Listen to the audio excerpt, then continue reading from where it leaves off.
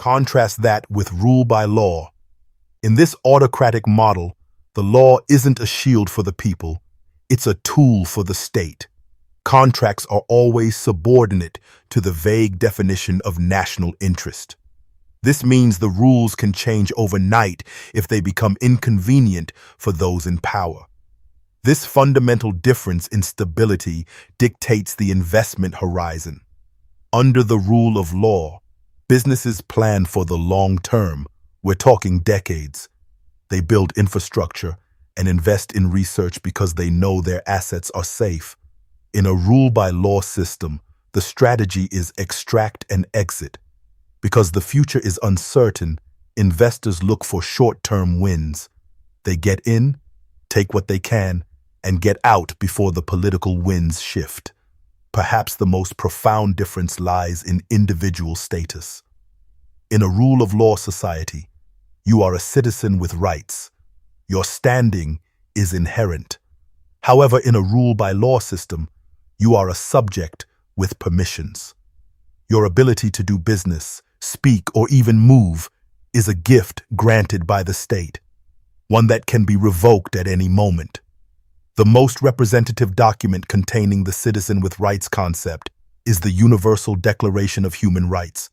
It wasn't just a legal exercise. It was a desperate never again from a world still smelling the smoke of World War II. It shifted the global paradigm from the rights of nations to the inherent rights of the individual. Following the atrocities of the Holocaust and the devastation of global conflict, the newly formed United Nations established the Commission on Human Rights in 1946. The philosophy of the document was shaped by a diverse group of thinkers led by Eleanor Roosevelt, USA, who served as the diplomatic engine. Other key figures included Claude Casson, France, the primary jurist who structured the text; Charles Malik, Lebanon, a philosopher who pushed for natural law concepts; P.C. Chang, China, who famously ensured the document wasn't too Western by incorporating Confucian ideals of two-man-mindedness. The vote on December 10, 1948, at the Palais de Chaillot in Paris, the General Assembly adopted the Universal Declaration of Human Rights. The result? 48 votes in favor, 0 against, and 8 abstentions. Notably the Soviet bloc, citing lack of economic rights, Saudi Arabia, objecting to religious freedom, marriage rights, and South Africa, protecting the apartheid system. While many drafters wanted to argue about God or natural law, they realized they would never agree on the source of rights. Instead, they adopted a consequentialist framework. They focused on the results of certain actions.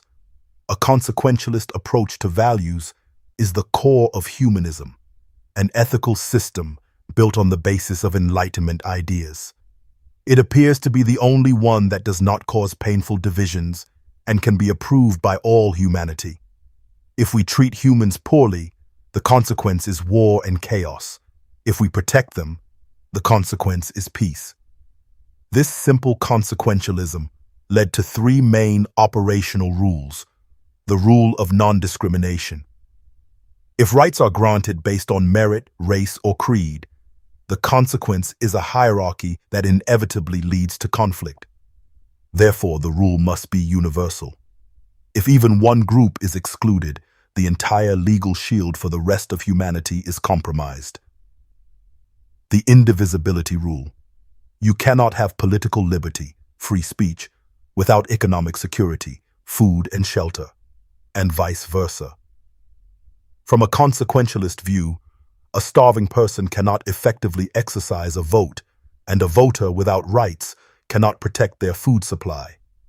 They are 2 sides of the same coin. The rule of public order. The Universal Declaration of Human Rights acknowledges that rights aren't absolute. Article 29 states that your rights end where they begin to infringe on the rights of others or the general welfare. This is pure consequentialism. The goal is to maximize the total amount of freedom and safety in a society, which requires a balancing act rather than an all-or-nothing approach. Where, after all, do universal human rights begin? In small places close to home, so close and so small that they cannot be seen on any maps of the world. Eleanor Roosevelt. To understand the Universal Declaration of Human Rights, it helps to view it as a structure. The drafters often compared it to a Greek temple. The foundation is the concept of dignity. The steps are the core principles, and the columns are the specific types of rights. Let's describe how the articles separate civil liberties, negative rights, from economic and social rights, positive rights. The columns of civil liberties, Articles 3-21. These are often called first-generation rights. From a consequentialist perspective, these rules exist to prevent the consequence of state tyranny. They generally require the government to stop doing something, like hitting you or locking you up. The right to physical integrity. The journey begins with our most basic requirements for existence. Under Articles 3, 4, and 5, the Declaration establishes a core rule for survival: the absolute prohibition of slavery, torture, and arbitrary killing. It asserts that before a person can be a citizen or a worker, they must first be safe in their own skin, free from the threat of violence or ownership by another. The shield of legal protection. Once physical safety is secured, the focus shifts to how the state interacts with the individual. Articles 6 through 11 ensure that no one is a ghost in the eyes of the law. This pillar guarantees your right to be treated as a person, not a number, and upholds the vital principle of innocent until proven guilty. It ensures that justice is a transparent process, not a private whim. The sphere of personal liberty. Moving from the courtroom to our private lives, Articles 12 through 17 define the sacred space around every human being. This includes our right to privacy, the freedom to move across borders, and the right to own property. These articles protect our ability to build a life, a home, and a family without fear of unjustified interference. The power of political freedom. Finally, the Declaration addresses our role in the collective. Articles 18 through 21 grant us the power to shape our world. This includes the freedom of thought and religion, the right to gather in peaceful assembly, and the cornerstone of modern democracy, the right to vote. It ensures that we are not just subjects of a government, but the very authors of its direction. Now let's move to the economic engine that systems based on the Western concept of justice produce. The rule of law fuels innovation and competition. When the best idea wins, everyone strives to build something better. Rule by law fuels rent-seeking and cronyism.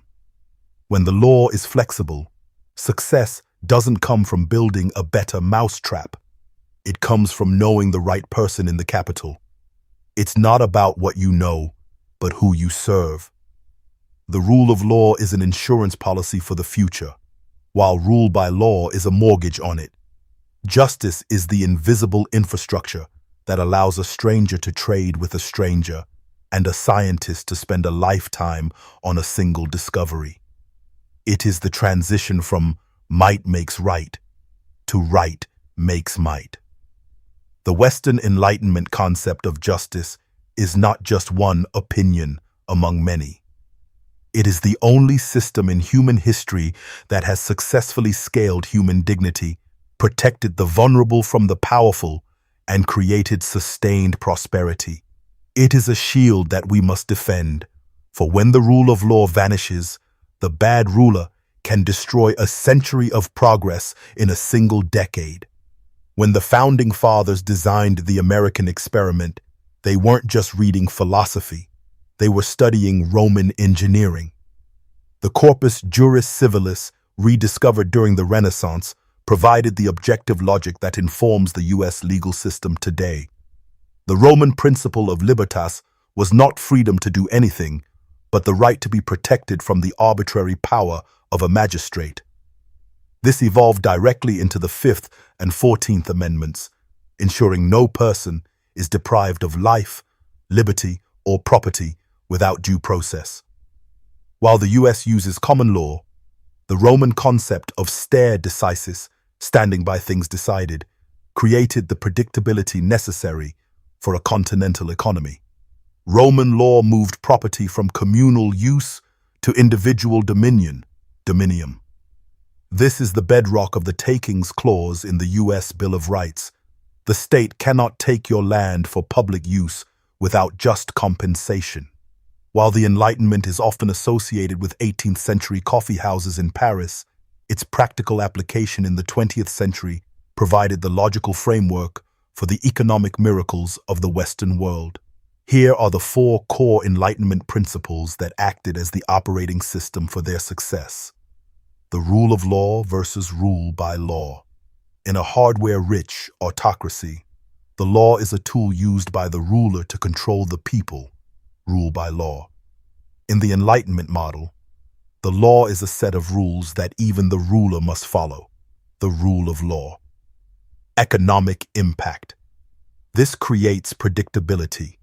Investors don't put money into a country where a dictator can seize their factory on a whim. When the law is supreme, capital feels safe. Protection of private property rights.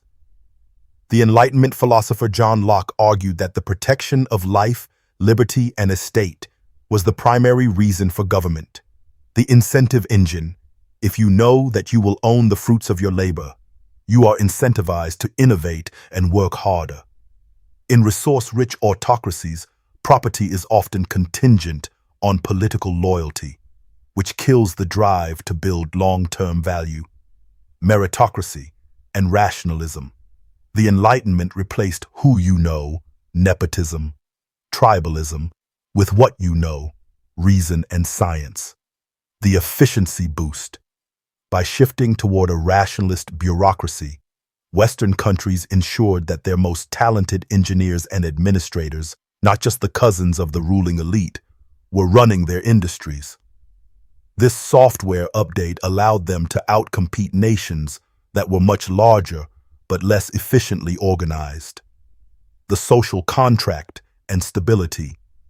Jean-Jacques Rousseau's idea of the social contract suggests that government exists by the consent of the governed. This leads to political stability. While autocracies often face violent coups or revolutions which destroy hardware, Enlightenment-based systems use elections and legal reforms to process grievances. This stability allows for the multi-generational planning required to become a global export powerhouse. The post-war miracles, Japan and West Germany. The most striking empirical evidence for the supreme character of Western justice is the transformation of Japan and Germany after 1945. Both nations were physically decimated and culturally steeped in authoritarian traditions. The implementation of Enlightenment-based constitutions acted as a hard reset that triggered unprecedented economic growth. In 1945, the Allied powers didn't just clear the rubble in Tokyo and Berlin. They oversaw the installation of a new operating system. They took the best of the Enlightenment, sovereignty of the people, independent courts, and protected rights, and they hard-coded them into the Japanese and German foundations. In 1949, West Germany adopted a constitution designed specifically to prevent the return of a bad ruler. Human dignity as an absolute. Article 1 states, human dignity shall be inviolable. This placed the individual above the state, a total reversal of Nazi ideology. Germany created one of the world's most powerful independent judiciaries. This court can strike down any law that violates the operating system, of the Constitution. Result: this legal certainty allowed for the Wirtschaftswunder, economic miracle. Foreign investors flooded the country with capital because they knew the rules of the game were now fixed and objective. Japan. The 1947 Constitution. The post-war Japanese Constitution shifted the emperor from an absolute living god to a symbol of the state. By introducing Western standards of individual rights, Japan unlocked the economic potential of half its population, transitioning from a feudal, patriarchal society to a modern meritocracy. Japan adopted the American model where courts determine the constitutionality of any law. This prevented the re-centralization of power in the executive branch. Result: by 1968, just 23 years after total defeat, Japan became the second largest economy in the world. This was not just hard work. It was the result of a legal framework that protected private enterprise and individual innovation. Yes, it was imposed. Yes, it was supervised. But it worked because these values aren't Western. They are functional. They are the universal code for human flourishing. Japan and Germany took that code and ran it better than anyone could have imagined. Let's take another example.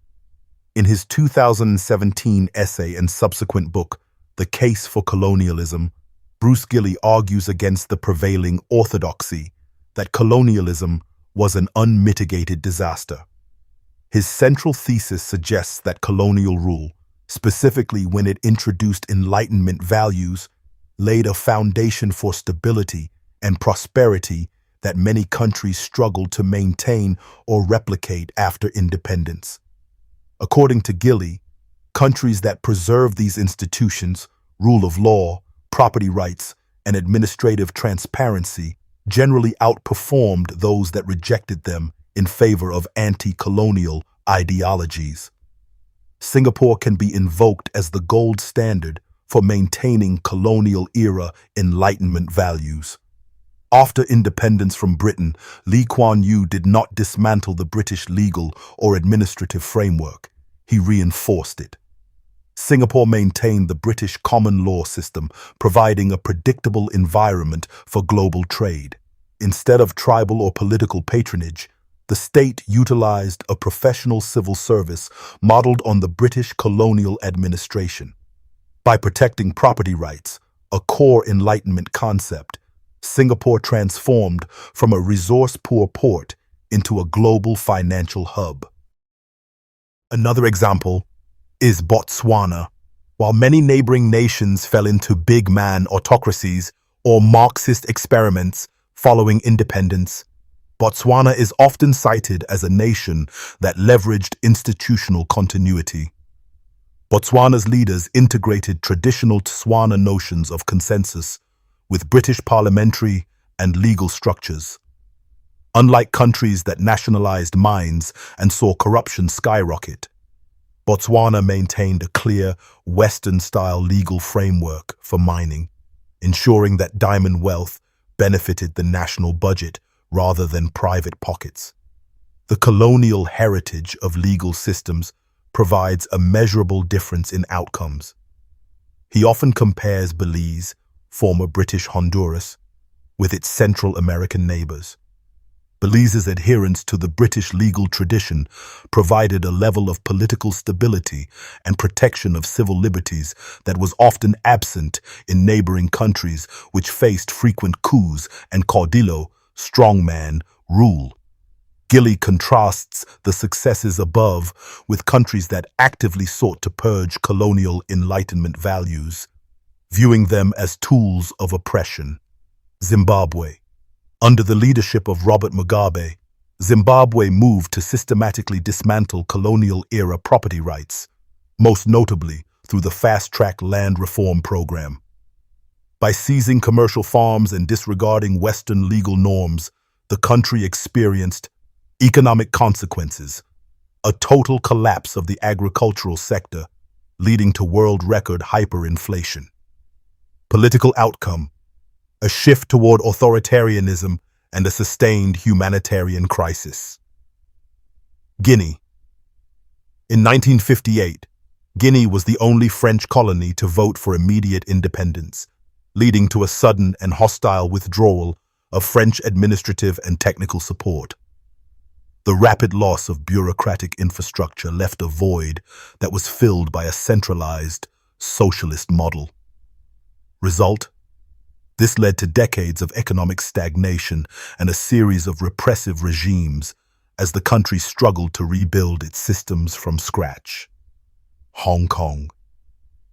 In contrast to the others, pre-1997 Hong Kong operated as a success story for colonial institutionalism in Gillies' view. By maintaining British common law and laissez-faire economic policies. Economic result. It transformed from a trading outpost into a premier global financial hub. Societal result. The emergence of a robust middle class and high standards of living, sustained by a predictable and transparent legal environment. Key takeaway. Gillies' argument isn't necessarily that the ruling power was virtuous, but that the enlightenment-based institutions, the software of the state, were the essential ingredients for modernization. He contends that post-colonial failures are often the result of abandoning these values rather than a lingering effect of colonialism itself. Let's also consider the tragic contemporary example of Venezuela to see what happens when the core pillars of the Enlightenment are dismantled in favor of radical socialist policies. The Enlightenment centered on individual rights, the rule of law, and a market-based economy. In Venezuela, the transition to 21st century socialism under Hugo Chavez and later Nicolás Maduro systematically replaced these values with state-centric control. Here are the specific failures that occurred when those values were discarded. Disregard for private property. The Enlightenment thinker John Locke argued that property is a fundamental right, essential for liberty. Venezuela's socialist model replaced this with mass expropriation. The government seized thousands of private businesses, farms, and oil assets. Without the incentive of ownership or the protection of the law, production plummeted. The result: Venezuela went from being an agricultural exporter to a nation that cannot feed itself, leading to chronic food shortages. Centralization of power. A key Enlightenment value, championed by Montesquieu, is that power must be divided to prevent tyranny. Socialism in Venezuela sought revolutionary unity, which meant consolidating all power under the executive branch. The Supreme Court and the National Electoral Council were packed with party loyalists. The result: without an independent judiciary to check the president's power, corruption became systemic, and legal recourse for citizens disappeared. Abolition of free prices. Enlightenment economics. Adam Smith's invisible hand relies on free prices to communicate value. The Venezuelan government replaced this with strict price and currency controls. By forcing businesses to sell products below the cost of production to achieve social equity, the government made it impossible for shops to restock. The result: this led to the infamous black market and hyperinflation. At its peak, inflation reached astronomical levels, effectively vaporizing the life savings of the middle class. Suppression of individual agency. The Enlightenment prioritizes the sovereignty of the individual. Radical socialism often prioritizes the will of the collective, usually defined by the state. Dissent was framed as a betrayal of the Bolivarian Revolution. Freedom of the press was curtailed as the state bought up or shuttered independent media outlets. The result: a massive humanitarian crisis and the exodus of over 7 million refugees, the largest displacement in Latin American history, as individuals fled a system that no longer valued their personal agency or safety. The moral conclusion. The success of countries that introduced Enlightenment values proves that Western justice is not Western in a geographic sense. It is universal in a functional sense. It is a set of principles that, when applied, predictably leads to human flourishing. When you say civis Romanus sum today, or when a German citizen invokes the Grundgesetz, they are claiming a share in a refuge of reason that has proven itself superior to every other model of governance yet devised. The debate between liberal democracy and autocracy isn't just about freedom in an abstract sense. It's a question of information processing and error correction. While autocracies often claim to be more efficient because they can move fast without bureaucratic red tape, the historical and empirical record suggests that this speed often leads them directly off a cliff. A core argument for liberal democracy is that collective decision-making consistently outperforms individual experts or leaders. This is rooted in the Condorcet-Jury theorem. In a liberal democracy, decisions are formed by aggregating the perspectives of millions. According to Scott Page's research on the difference, cognitive diversity, different ways of looking at a problem, is often more important for solving complex issues than individual ability. Large groups are better at canceling out noise or individual biases. Studies show that when a group is diverse and independent, their collective guess, whether it's about economic policy or the weight of an ox, tends to be more accurate than the guess of a single expert. Research by Acemoglu and Robinson in Why Nations Fail demonstrates that inclusive institutions, democracies, create incentives for innovation, whereas extractive institutions, autocracies, eventually stagnate because they rely on the narrow interests of an elite few. The dictator's dilemma.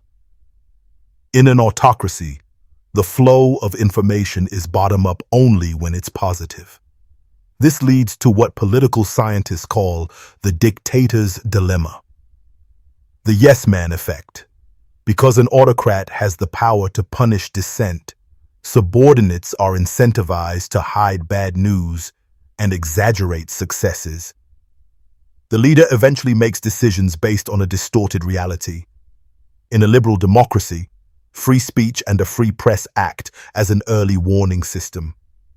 If a policy is failing, the media, NGOs, and the opposition scream about it. In an autocracy, the failure is hidden until it becomes a catastrophe, e.g., the Great Leap Forward or the initial handling of the Chernobyl disaster. Checks, balances, and appeals. The ability to appeal a decision or challenge it in court isn't just a legal luxury. It's a quality control mechanism. Judicial review and legislative oversight ensure that if a leader makes a bad call, there is a mechanism to stop or modify it before it scales. Because power is diffused, the system doesn't collapse if one leader is incompetent. In an autocracy, the quality of the state is entirely dependent on the quality of the individual at the top. Autocracies tend to follow a predictable cycle of decay. Negative selection. To stay in power, the autocrat must prioritize loyalty over competence. This leads to negative selection, where the most capable people are purged because they are seen as threats. Cronyism. Without checks and balances, the economy becomes a tool to reward cronies rather than a system based on merit. Succession crisis. Since there is no peaceful, rule-based way to transfer power, every change in leadership is a potential civil war or a systemic shock. In a liberal democracy, information flows like a conversation. It is multidirectional, messy, and open. It moves from the bottom up and across social lines. In contrast, an autocracy operates on a filtered, top-down model. Information isn't shared to inform the public. It is curated to sustain the regime, leaving the leadership often deaf to the realities on the ground. Democracies possess a unique self-healing property. Because we allow for protest, a free press, and the power of the vote, we can pivot when a policy fails. In an autocratic system, dissent is treated as a threat rather than a data point. Because dissent is suppressed, errors aren't corrected. They are hidden, often until they reach a breaking point. Where does progress come from? In a democracy, innovation is driven by spontaneous competition. The best ideas win because they have the freedom to fail. In an autocracy, innovation is a state mandate. While the state can mobilize massive resources toward a specific goal, it lacks the creative spark that only flourishes when individuals are free to challenge the status quo. Finally, we must look at what holds the house together. Democracy relies on institutional stability. The system is bigger than any one person, allowing for peaceful transitions of power. Autocracy, however, is personalistic. Stability is tied to the strength of a single leader or a small circle. This may look strong in the short term, but it is inherently fragile because when the leader falters, the entire system risks collapse. Conclusion. Liberal democracy is superior in relation to autocracy not because it is perfect, but because it is self-correcting. It treats governance as a complex problem-solving exercise that requires as many data points, voters, voices as possible. Autocracy, by contrast, treats governance as an exercise in willpower, which inevitably fails when the leader's will loses touch with reality. You can burn down a factory, hardware, but you cannot easily destroy the belief in the rule of law, software.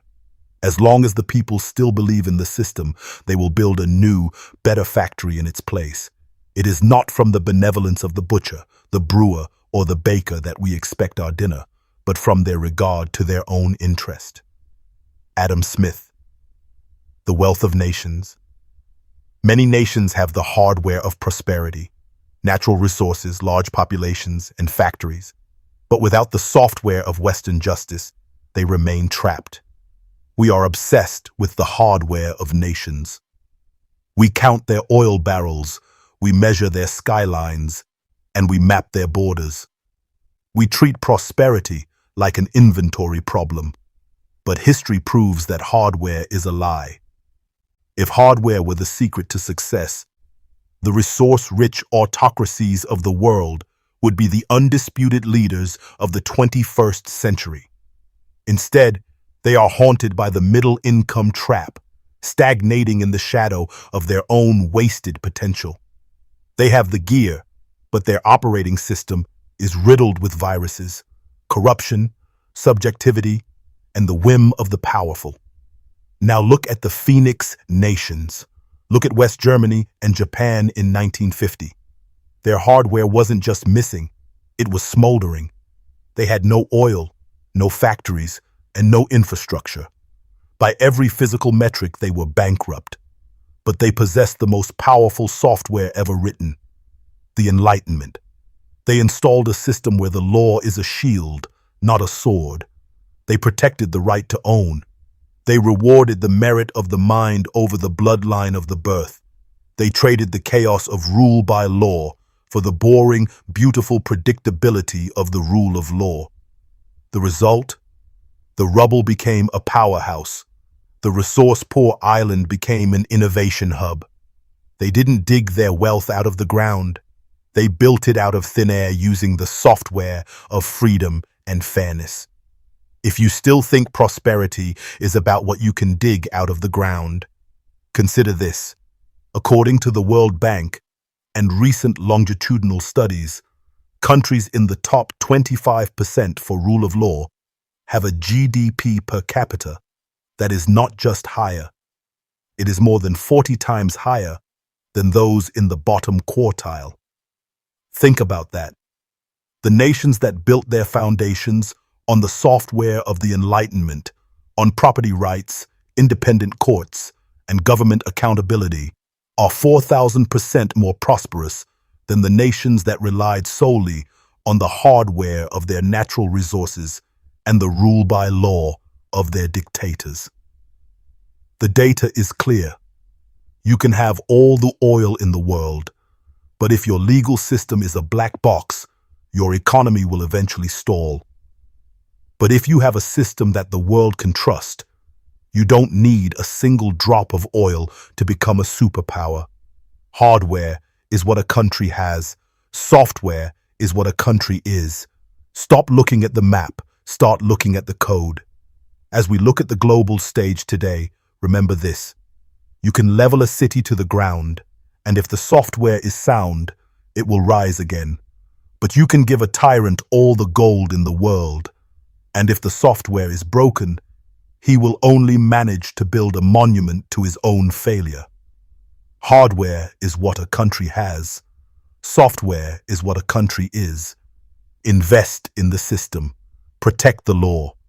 Because in the long run, the invisible infrastructure is the only thing that actually lasts.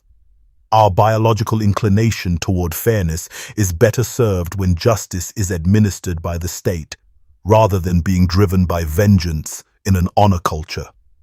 Empirically, the optimal state model is one based on the rule of law, as implemented by Western liberal democracies, and not on the rule by law imposed by feudal monarchs or contemporary autocrats. That posits a hope that the Western world will withstand today's challenge from the alliance of autocracies formed by China, Russia, Iran, and North Korea. People may ask, how did an autocracy beat us at our own game? How is China dominating the global economy? The answer isn't hard work. It's economic warfare. The weaponized market. They don't play by the rules. They weaponize them. China uses subsidies as a blunt instrument. They pump billions into national champions, EVs, 5G, solar.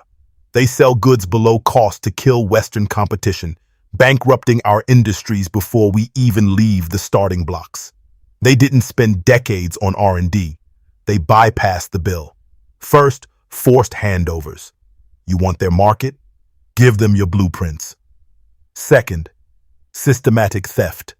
Cyber espionage to leapfrog technical hurdles on our dime. Third, refining the prize. They took our tech, polished it with a state-funded STEM army, and sold it back to us. But we're the ones who opened the door. In 2001, we invited them into the WTO, betting that economic freedom would lead to political democracy. We lost that bet. We traded our industrial heartland for cheap prices and short-term profits. We handed them the title of world's factory and hollowing out our own future in the process. The era of naivety is over. We are at a crossroads. Will our children inherit the rule of law that guarantees their freedom, or a world governed by rule by law? We have to stop wishing the world was fair and start playing the game to win. Because right now, we're losing.